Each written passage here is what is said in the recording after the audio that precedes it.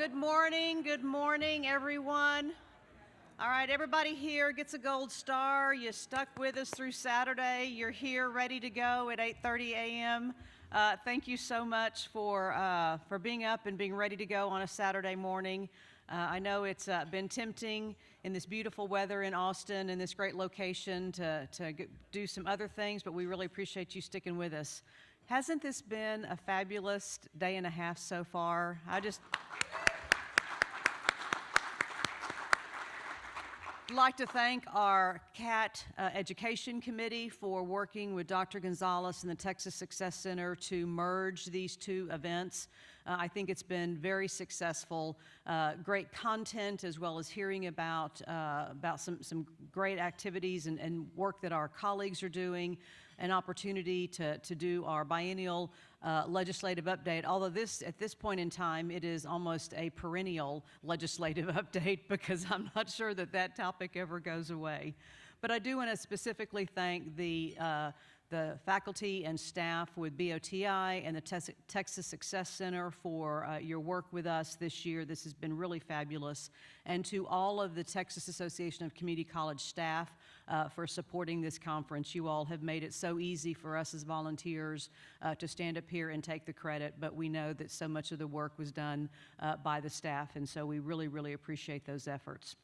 And I thank each of you for your commitment to be here. I'm going to continue to plug our opportunities for involvement and engagement and education in the future. We are going to be restarting our trustee leadership series as well as continue our webinars, so be looking for more information about that from your association. We are going to be holding our reception at ACCT on Friday, October 15th. So if you're planning on being in San Diego for the ACCT conference, please make sure that you register for that event. You'll see registration information coming out next week. And lastly, as I have said just about every time I've gotten up here, we would love to have you more engaged and volunteer with your association.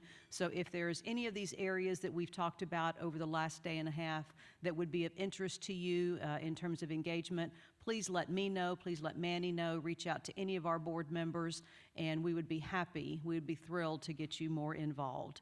So again, thank you so much for being here with us, and this has just been so wonderful. As I said at the start, I'm just grinning from ear to ear to see people face to face, and I think that good feeling is going to last with me for a while, but I look forward to the opportunities to see you again face to face very, very soon. I'm going to turn it over to Dr. Farrell, who's going to give us some housekeeping and then introduce our morning topics.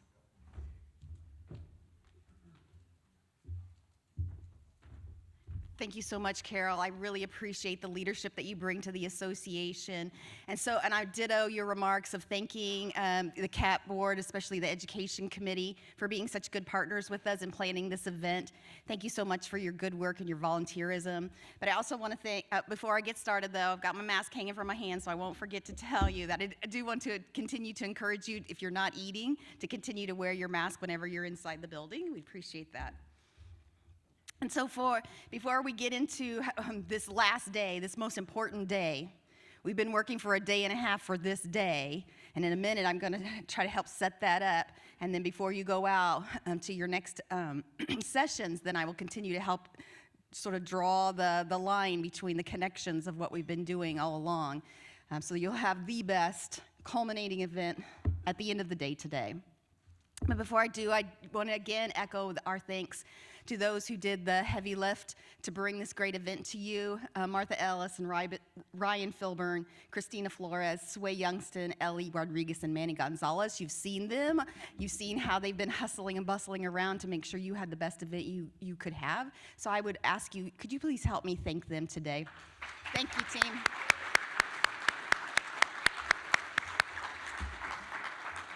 We have the best team ever. Love them so very much. So what I have heard you say is that you want to make sure that you have access to the resources you've had while you were here. So I want to help you see where these resources are that are publicly available to you. It really warms my heart that to know that the resources that we brought to you were meaningful to you, that you want to continue accessing them, and that's exactly the response that we wanted to create. And so the first thing I wanted to show you is where you can access the resources from this event. You had a digital notebook, you have slides, you have access to handouts. So this is the way you get there. First, you go to the TAC website. And then when you click on the Texas Success Center, which is the green, up at the top you have TAC, Texas Success Center, and CATT. Any one of them will get you to the events page, but for us, we usually go through the Texas Success Center.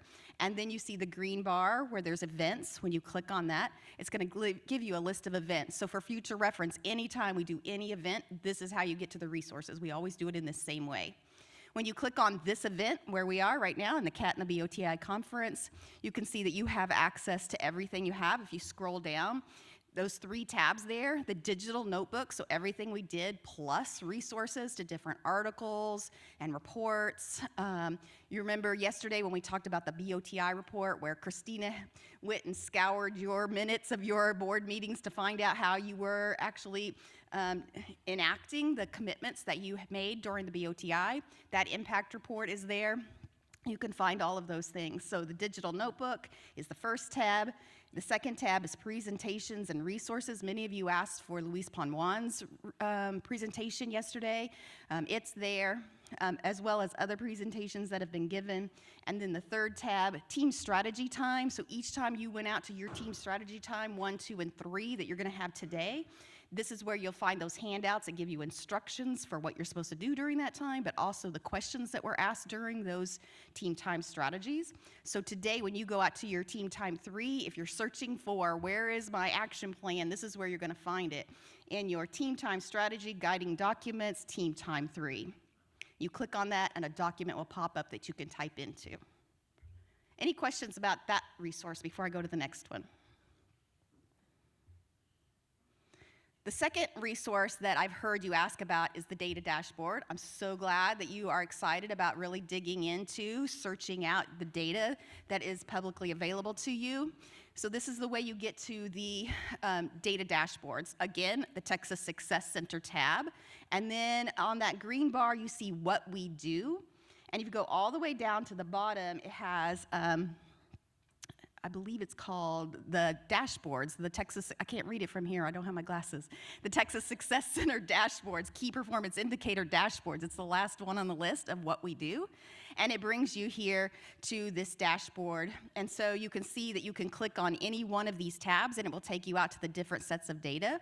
If you wanted to get back to the 6+ credits, you remember that was one of the data points that we talked about yesterday, that if students complete 6 or more credits in their first term, the way you would get to that is you would click on enter. It's one of the very first things they do. You remember Christina talked about early momentum measures. So as students enter, and you'll see it will take you to these different links, and you can click there on 6+ credits, and it will take you out to the data dashboard that you used yesterday.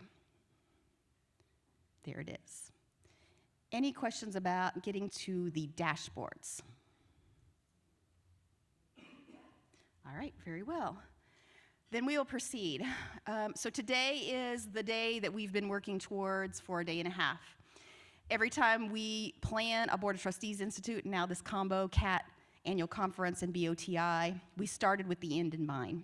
We said, what is it that we wanted to do to help the trustees have the most meaningful experience while they were with us? So not only culminating lots of resources for you that you might not have had public access to, but also that we wanted to orchestrate every conversation for over these 3 days to help you have the kinds of conversations, take the kinds of notes, consider the kinds of changes and improvements that you might make as a trustee, how you can have the biggest impact that you can on student success and their future success even after they leave us.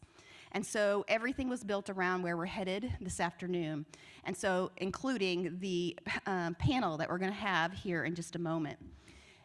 So with that, I'm going to pause, and after this panel, we'll come back to what it is you're going to accomplish in your action planning this afternoon. And so I'd like to introduce to you trustee from Trinity Valley College, who will introduce our speakers, Mike Hembry.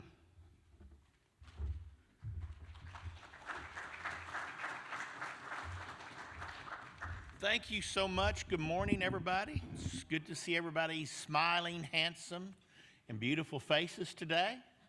Turn to somebody at your table and say, "It's so good to see you today." Now turn to the other side and tell them on the other side as well. There you go. There you go. There you go. I trust all of you have made new friends this week. Anybody made new friends this week? Okay, so 3 of you have made new friends this week. Is this what you're saying? I know better. Have you all made new friends this week? Okay. So much better. What a great few days that we've had together.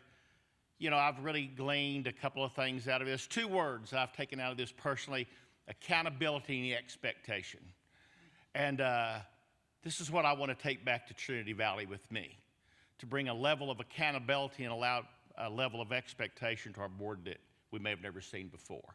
And so I am so thankful for this time that I've got to be here. My name is Mike Embry. I am from Trinity Valley Community College and the Board of Trustees there. I was given this privilege this morning at about 10 after 8. And so if the appearance of this is that I'm reading a script, well, I am reading a script. And so thank you for your patience with that. And this session this morning is going to be COVID-19 lessons learned. This is going to be moderated by Dr. Martha Ellis and will feature Chancellor Dr. Cesar Maldonado and Board Chair Dr. John Hanson from Houston Community College District, and President Christy Ponce and Board Chair Mr. Bob Browder of Temple College. Would you please join me in welcoming Dr. Martha Ellis?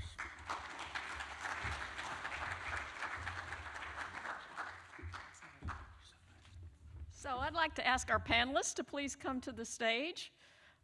And we will, while they're coming up, I would like to start off by acknowledging the amazing work that every Board of Trustees and CEO has done in response to COVID-19. It is amazing what you have done in taking care of your college, accomplishing your mission, but also taking care of the students, faculty, and staff under your governance. So please give yourself a round of applause. This is amazing work.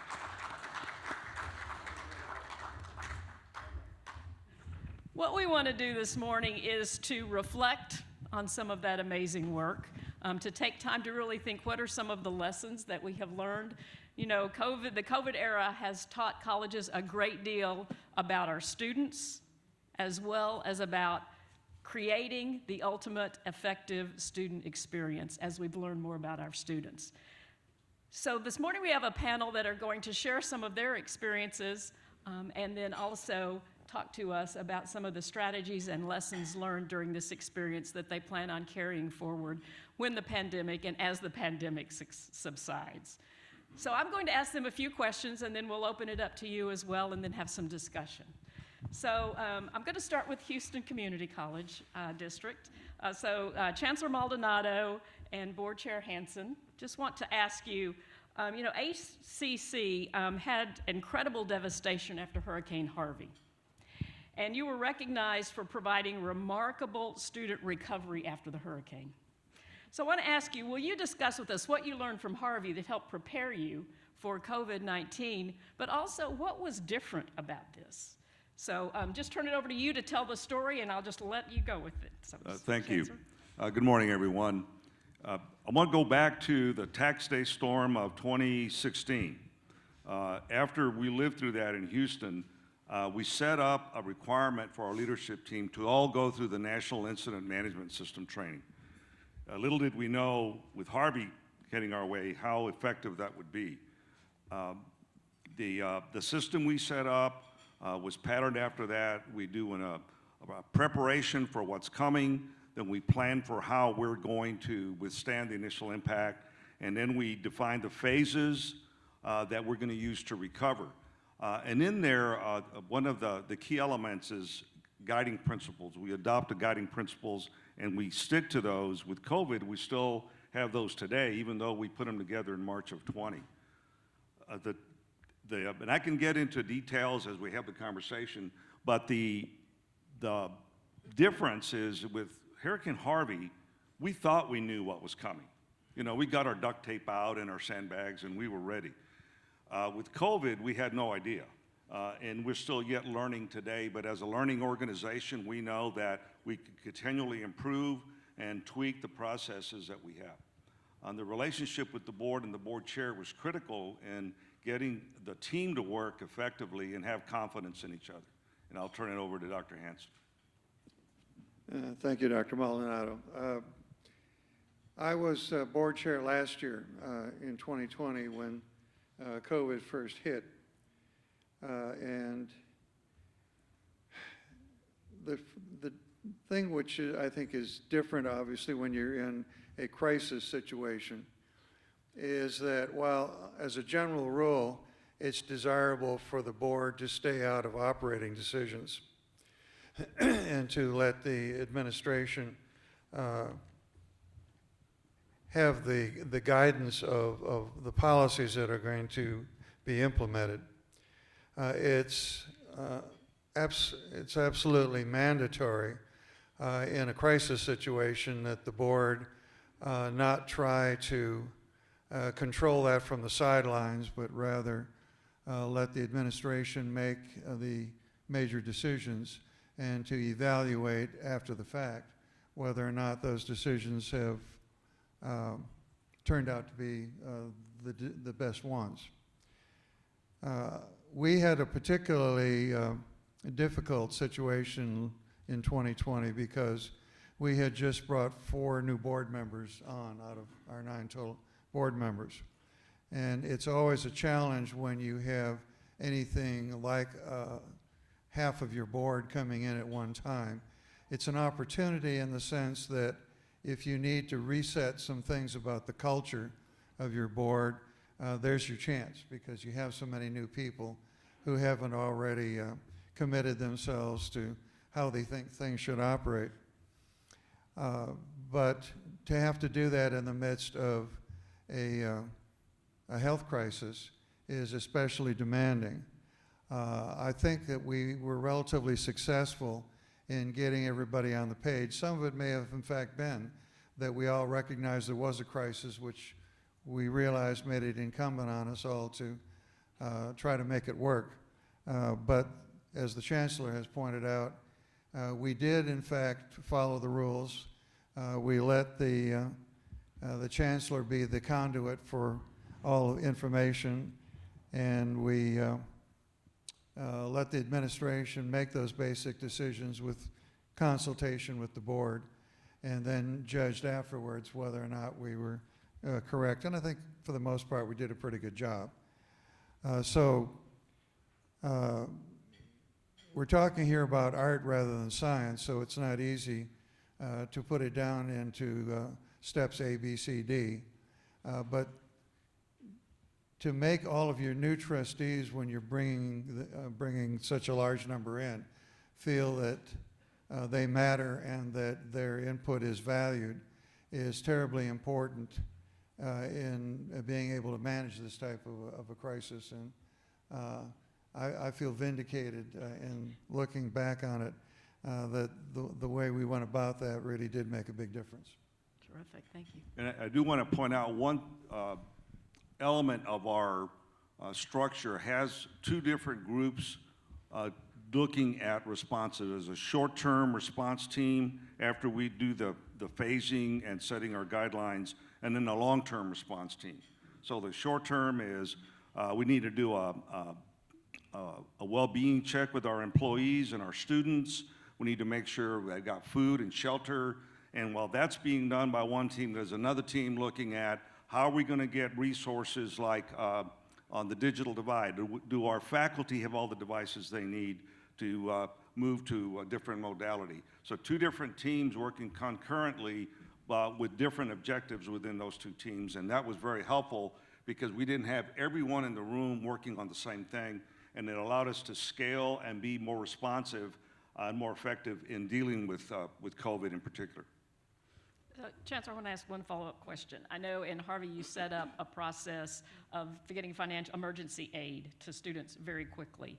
Could you talk about how that helped with COVID and getting to some emergency aid from your financial aid department? Well, and there, we did lessons learned from COVID, from Harvey applied to COVID, is we went to the foundation to set up some quick turnaround money to get money into people's hands without a lot of red tape. Then we went to our financial aid department and set up communications. We in the National Incident Command Structure, there's one person involved in communications. And in this whole process, I'm not really the guy in charge. The incident commander is our risk manager. So I'm a resource for everyone else that's getting things done. Our communications group through text messages and emails to connect with our students. We had a call tree. I never thought, I was given one when I got to HCC in 2014, I never thought I'd use it because we've got email now and text messages.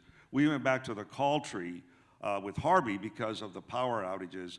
And then in COVID, we didn't think we were going to be dealing with the same thing, but we did because of the digital divide. Not every one of our students has access to technology. So getting that money in their hands quickly made a big difference in their lives and in them keeping HCC in their mind and returning to school. Terrific, thank you. I'd like to turn now to Temple College.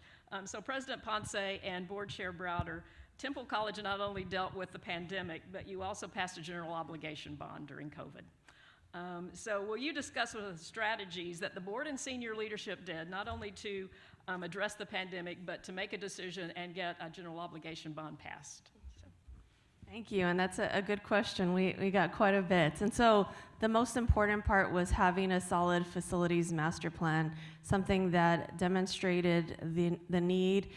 We did a full assessment of each building.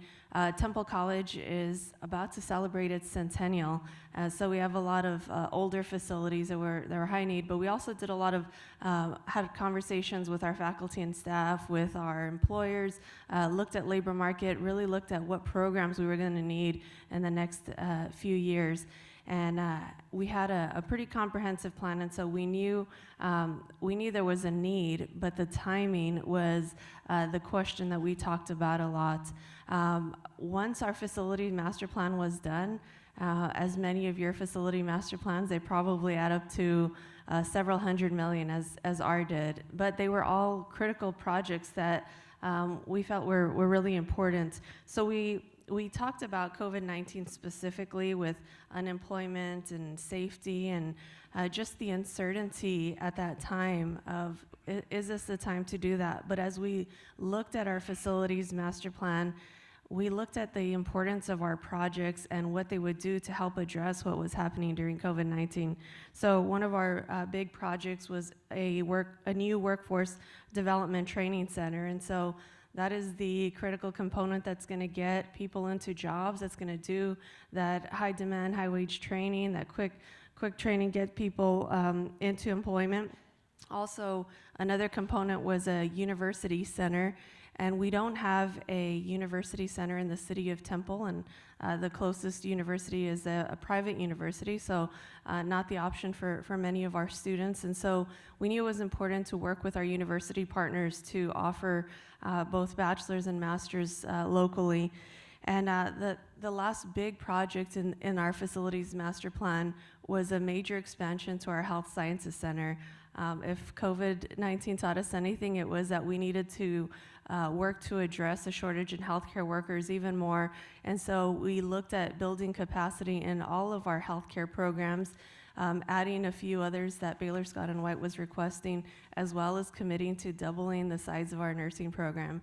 So these were critical programs that we're going to help get community members into jobs and help address the shortage. And so that's when we knew that we had to do this. It was an important piece for our community, but without vision, with vision without money and execution is just hallucination. So we knew that we did not want our facilities master plan to just go on the shelf. It was too important to our community. So that's when I called Chairman Browder. Dr. Ponce, thank you, and good morning, everyone. You know, when you receive a call mid-December, right before the holidays, and the semester is over from your president, or late on a Friday afternoon, you think it's, to wish you happy holidays or the greetings. But she goes, I want to visit with you about calling a bond. We'd concluded our master plan, and I said, okay, let's talk about it. And she goes, I think we ought to do it. And I said, I think we ought to do it too. And I said, well, let's talk through the steps. We have to call it by, mid-February, so we have less than 2 months of lots of preparation that has to go in, all of these steps to prepare for that, because once the bond is called, the chance for, actually shaping it and guiding and all that go away. So we talked through that. Unfortunately, I had been involved in leading the Political Action Committee for 2 large ISD bonds for Temple ISD and also for the tax ratification. So I knew kind of from the persuasive side what can go on and what needs to go on. So the first thing, to me, for any bond, before you would ever call a bond, you need to make sure that your president and your board is absolutely trusted in the community and respected. And if you don't have that, work on that before anything else, because it would be impossible, in my opinion, to pass a bond without that. So we fortunately have that. Dr. Ponce has done an amazing job of leading our college, and then I have the pleasure of certainly serving with 8 really smart people. So we have a great team together. So the next thing that we needed to do was do a survey.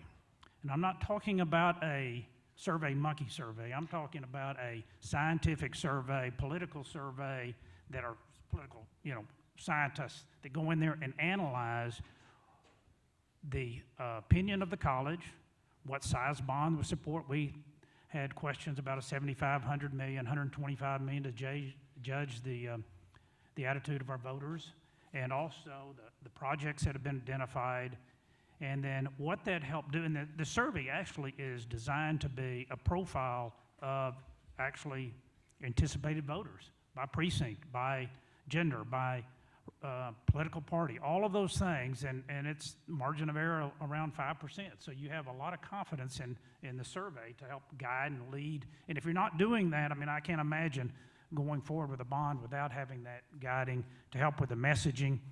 And the other conversation we had, I was telling Christy, I said, you know what your next 4.5 months are going to be like? She reminded me she loves coffee, and that because you're going to be working 24/7. Because when you call a bond, the goal is to pass it. It's just not to toss it up in the air and see what the winds blow. The goal is to pass it, so you want to prepare everything you can to pass it. And having been involved in the ISD PACs, I knew that once this was called, if the business community was behind it, a PAC would be formed to support it. And that's exactly what happened. Our business community was 100% behind it and well-funded, and $50,000, $60,000 PAC for our size community was to go forward with that. And then the other thing is kind of a reminder. People are saying, why'd you do it during that time? Well, it's always the right time to do the right thing. And the projects that were being considered were essential for our community and moving it forward. And also, in the 50 years prior to that, we had only passed $33 million of general obligation bonds. That's nothing. So the need was great, and everyone recognized it, and so we agreed to move forward and work towards passing it. So let me visit about a couple of other things. The other thing, when you're working with a master plan firm, an architectural firm, oftentimes they have a bond support or bond consulting group. They were essential as well to work with us and help the messaging, the mailing, all the social media and all of that helpful. And then they also helped the Political Action Committee in shaping the messaging and the mailing and social media. And in our community, over 60% of the voters at just every election are over 65. So our communication is not as much social media, because you got to look to who the voters are. And and actually 80% of our voters are over 55. So the message of no new taxes for someone over 65 was really important to get communicated. And over half our taxes are being paid by industry and businesses. So getting the message out for all of that. So anyway, the support in our community was great. People loved Temple College, and that was confirmed by the survey. And so that's, and just one other thing, two other things actually that are really important that you don't think about. One is a data consultant to actually identify people that vote. Only about 5 to 7% of registered voters will vote. So you want to identify those who are likely to vote and communicate with those voters. And the other thing that's a reality, 40% of the people are going to be against it. I don't care if you're giving money away. That 40% of people are just going to be against it. Just that's every election that I've ever been involved with, 40% are against it. So you're trying to focus on those that are for it and make sure that they go vote. So identifying the yes votes and getting people to go vote. And we told each other all the time, don't lose sight of the goal. It's to pass the bond. So. Great. Thank you, and appreciate the right time to do the right thing. Really appreciate that. That's terrific, and congratulations again. I want to turn to the two CEOs now and ask you each to respond to this question. So as you think back over the pandemic in the last 18 months or so, and we talked about how COVID has actually allowed us to understand our students better and to create an effective student experience going forward. So as you reflect back, what are one or two strategies or tactics that you developed and implemented during COVID-19 that you want to carry forward even as the pandemic subsides? So Dr. Ponce, it looks like Chancellor Maldonado is looking to you first. So. Sure, I'd be happy to go. So while we were working on passing the bond, and we went for the highest amount since our voters supported that and went on a whirlwind tour of informational presentations. But because it was COVID, we offered them through Zoom one-on-one sessions. If community members didn't feel comfortable coming in person, we made time to do one-on-one interviews with the press. The editor of our large newspaper is in her 80s, and so she really appreciated the one-on-one presentations, and as a result of it, we had front headline news on the bond, and so lots of opportunities to be able to promote the college. But while we were going through this process, we were also going through our SACS reaffirmation for accreditation. And we were fortunate to get no recommendations. It was a very successful SACS process, but we all, thank you. But for our QEP, we were also implementing 8-week courses. And so, as you can imagine, there is a lot of things that go with 8-week courses. A big part of it was adding a new professional development program, doing course redesign, doing quite a bit of training with fitting all the learning objectives into shorter period classes. So when COVID hit, we're actually in a really good place because we had a lot of professional development sessions already in place, and faculty were going through this course redesigning process. And so it really allowed our faculty to move into online courses quicker because they already had an online platform. They had already gone through training with hybrid course development. So we found that this training was so critical, and it had such a positive impact on our faculty and staff of embracing this training and new way of delivering education, that we created a Center for Teaching and Learning to make sure that it was always available for future faculty that came on board. So all of our sessions have been captured, videotaped. We have them on a portal, and there's been quite a few new trainings that have been added to that. And so that was one critical component that is going to last from now on. And one of our faculty members did a sabbatical specifically to help lead the Center for Teaching and Learning, because she was so committed to making sure that we started it strong and were able to capture all of this good learning experiences that were going on. And the biggest second thing that I felt was really critical to continue on was the student emergency aid. All of us have seen the profound impact that it has had for our students, and sadly the federal funding is going to go away, so we won't have that student aid to be able to give to students. So how to make sure that we have it forever, we decided to incorporate it into our annual giving fund, so that way we will always be working on building our student emergency aid. So that is always a component that we have available and ready for students.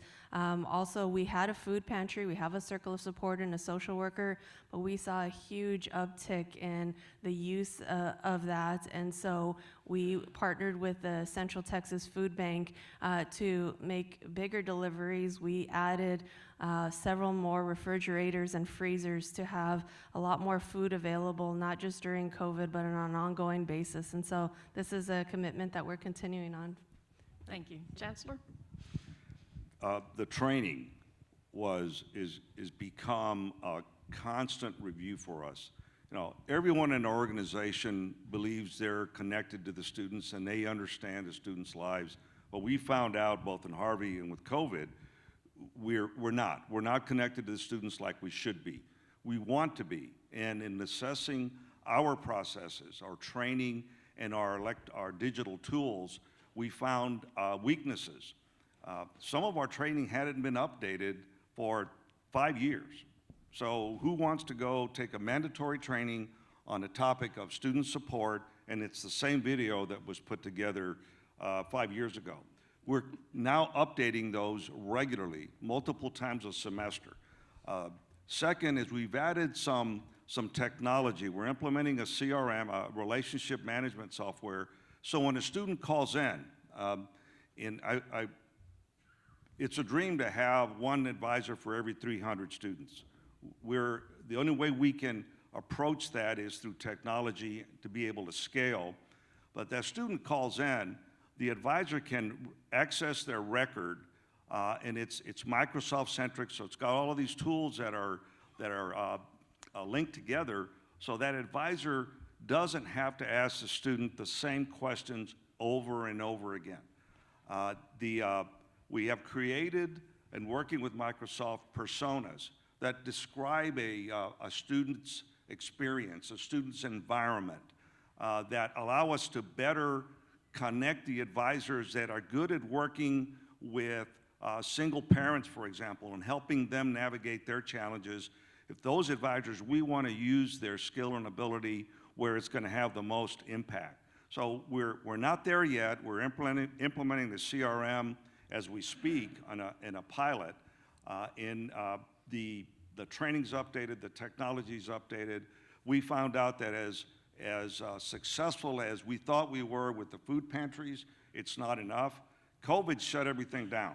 All of our processes shut down, and to restart here a year and a half later, we're still struggling to get there. And Dr. Hansen commented about new trustees. Dr. Reagan Flowers and Rhonda Skillern-Jones are here today.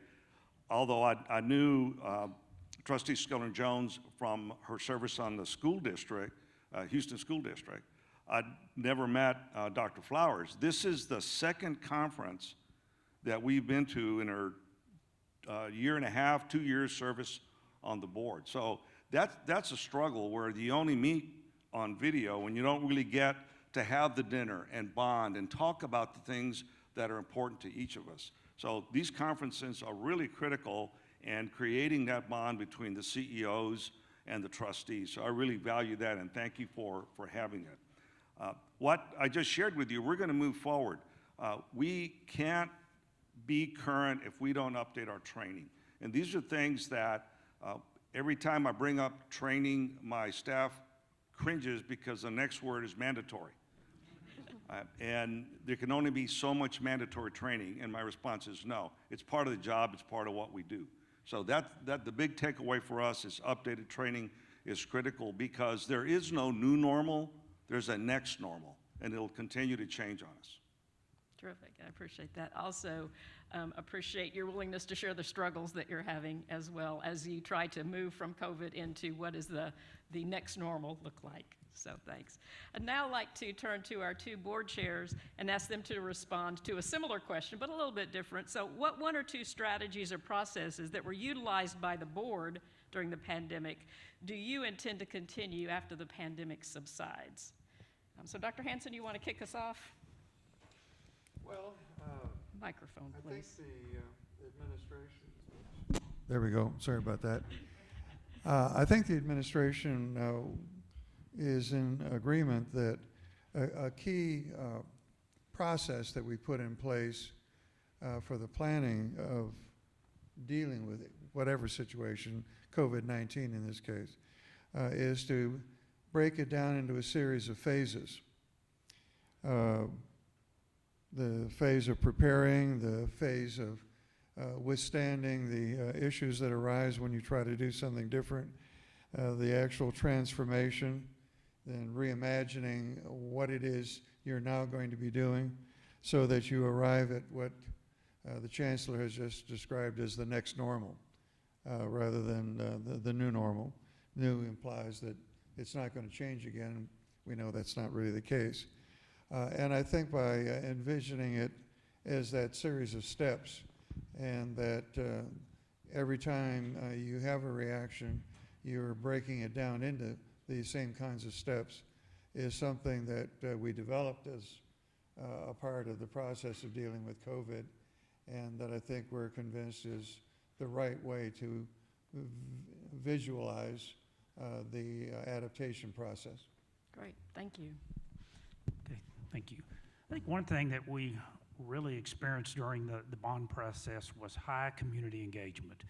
I mean, there's a warm feeling for Temple College. It's, you know, it's a nice, sleepy little community college, but through this whole community engagement, I think the lights came on throughout our community of what a modern community college can be and how it can be an integral part of everything that goes on in the community from a cultural standpoint, workforce development, all of the things it is versus just a place to go get some courses.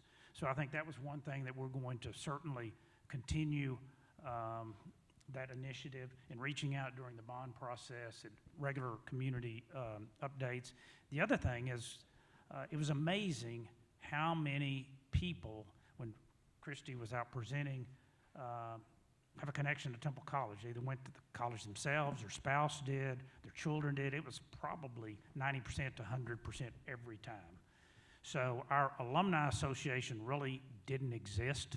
So we are, the board is supporting that, and we have our honor society that has worked with that with our foundation, and we have our alumni association kicked off, and it's really going to be a big deal, and it's supported by the boards. We think that's essential to get our community involved and stay involved.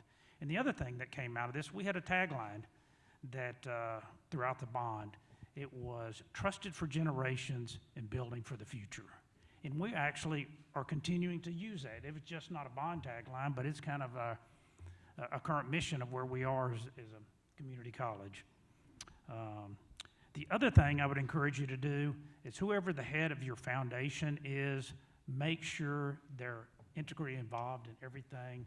We have a secret weapon. Y'all may know her as Dr. Waiwaioli.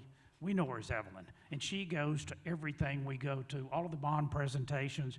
We don't miss an opportunity to get in front of people to support the college. So if you don't do that, I would really encourage you to do that. That's great. Prepare for the next crisis, right? Or the next normal.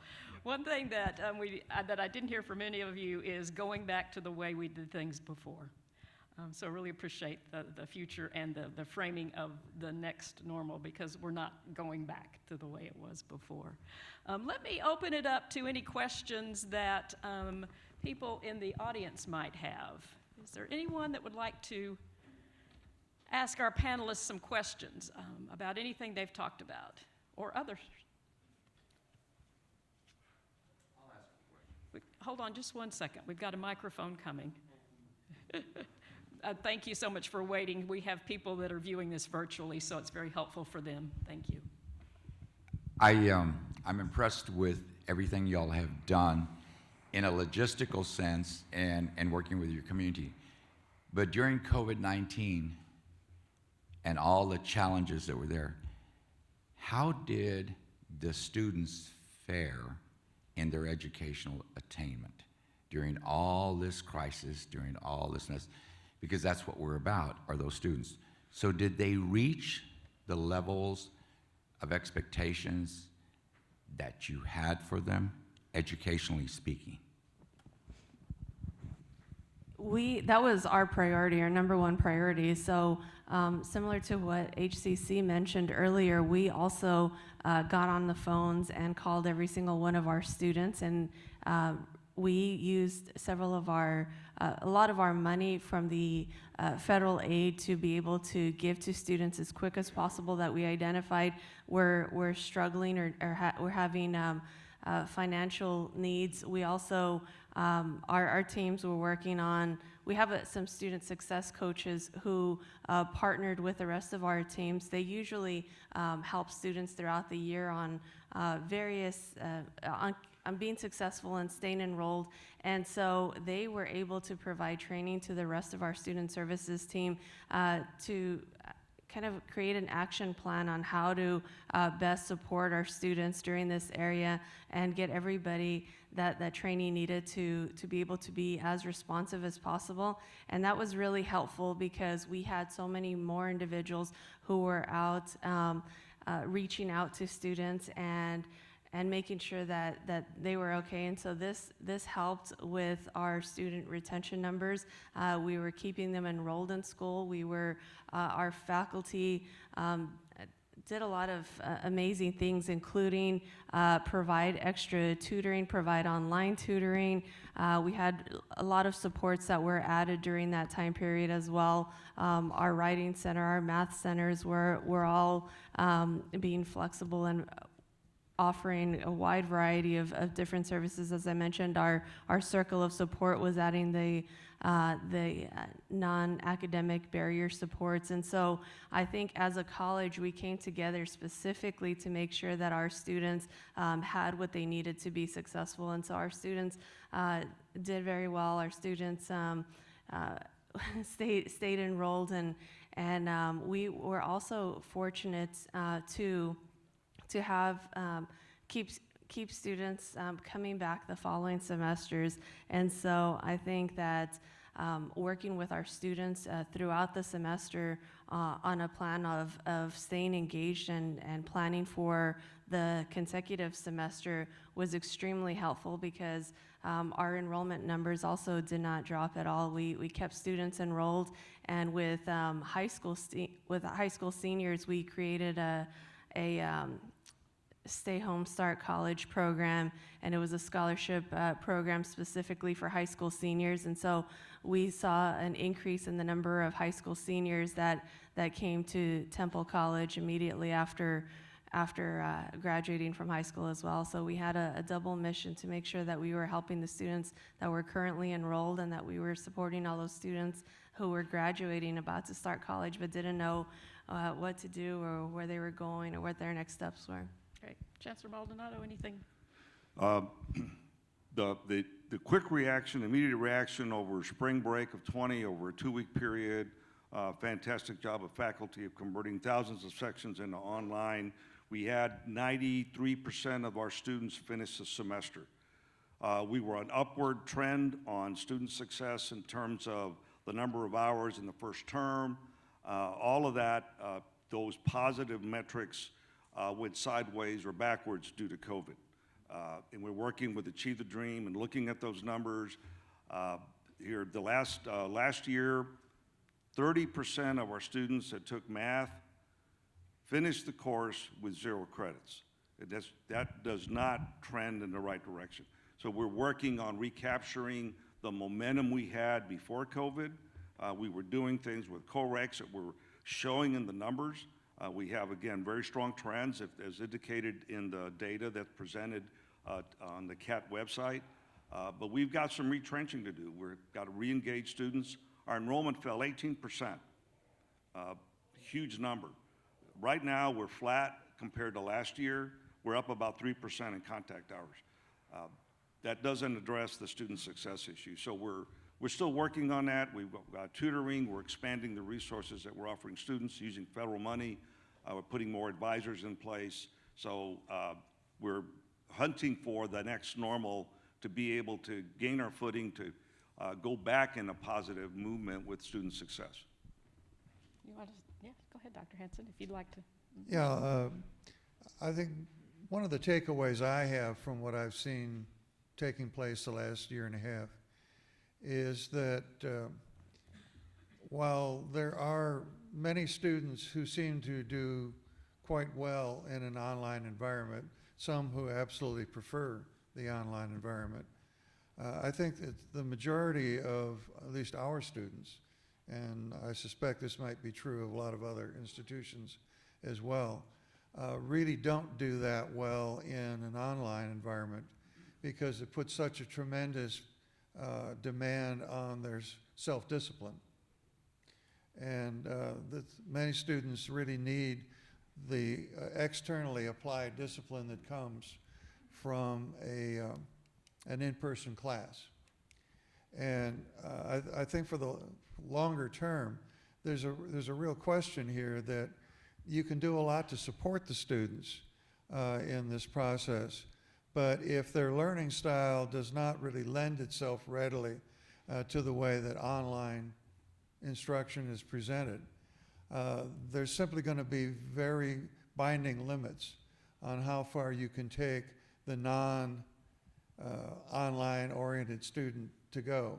I think a lot of the 18% that we lost initially probably reflects the students who have recognized themselves they need to be in person. And if they can't take the classes in person, they're going to wait until they can. At least we're hoping that they show back up. And I think a fair number of them will when time comes. But what do we do if this is only the first of a number of pandemics that occur? How long can you go pretending that having everybody taking instruction online is just a temporary expedient?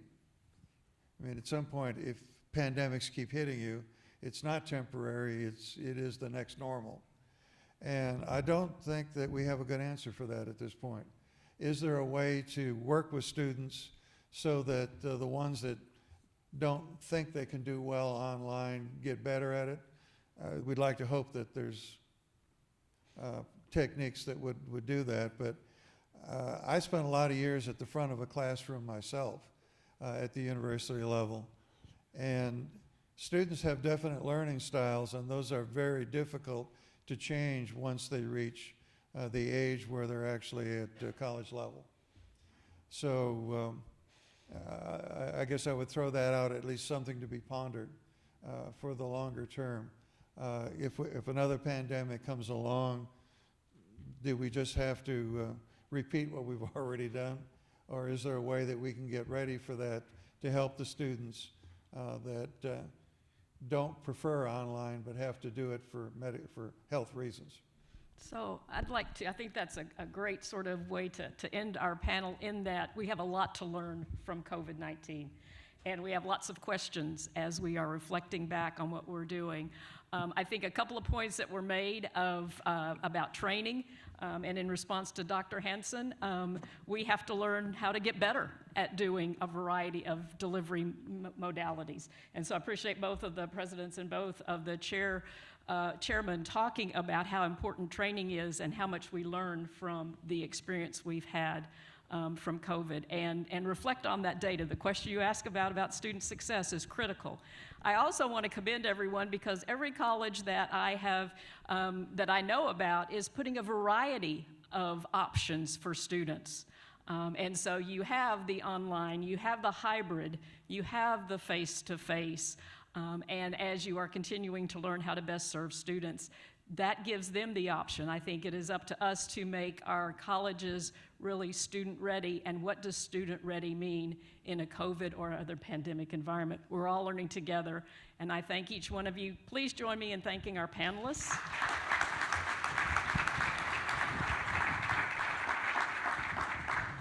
And please also don't forget to congratulate yourselves and reflect on what you're learning as well. Thank you.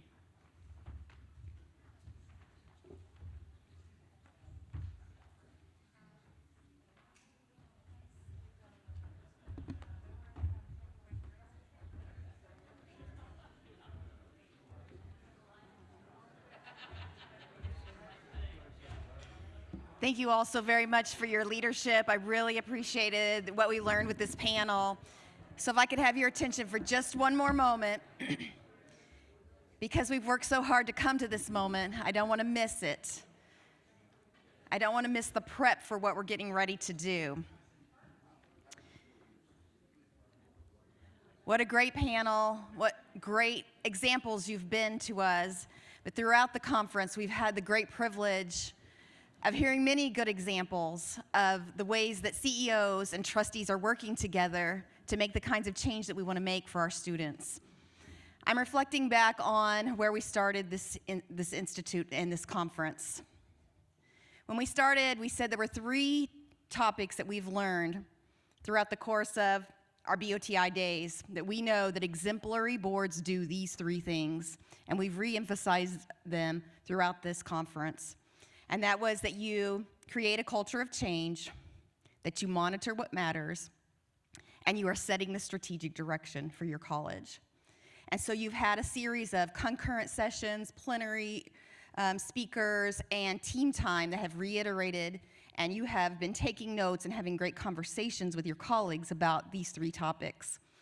So you've already had time in your first concurrent and team time to talk about how you are creating the culture and how you are monitoring what matters. And now for the next 2 hours, and before we conclude our wonderful time together, you're going to be thinking about how you are getting ready to set the strategic direction. I know that you've spent a lot of time, because you're committed leaders, you've already been doing this, and so really this time is to reflect on what we've done, but what we could do better, because we've had this time away together and these great conversations together. Then what more do we need to do next? And so here are the 2 hours of opportunity that you have left before we leave and say goodbye to each other. Excuse me. Get so excited about it. So the next thing you're going to do is move out to your last concurrent session. So you have 3 opportunities, and I would ask your team to split up and take advantage of bringing this knowledge of these 3 concurrent sessions back to your final team time. This is all about setting the strategic direction, especially post-COVID-19, or at least moving into the next normal. So please choose your concurrent session. And then the most important time, since we started 2 days ago, you will go into your last team strategy time. And this is a time where you will begin to reflect on everything that you've learned so far, and you will put into writing at least the draft of the commitments of action that you want to take. So that when you get back and you have your full board, and I'm hoping that every single one of you who are here will, in your very next trustee meeting, that you will discuss the things that you discussed while you were here with your full board.